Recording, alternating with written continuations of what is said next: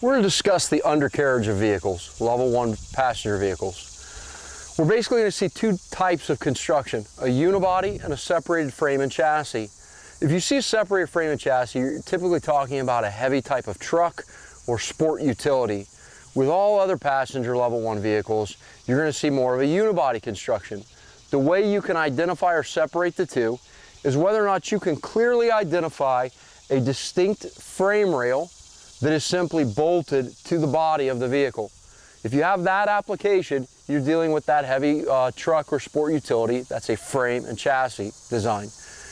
If you have metal extrusions and basic floor pan design that's integrated into the frame rails, and the frame rails kind of pop up here and pop up there, that's a unibody type of design.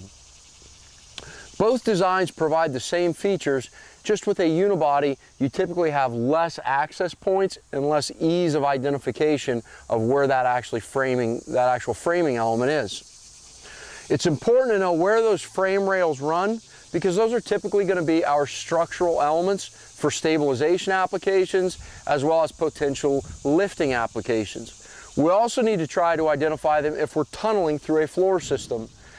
If we're tunneling through a floor system, those are going to require different cutting equipment than what the thin sheet metal or the other areas of the floor assembly are.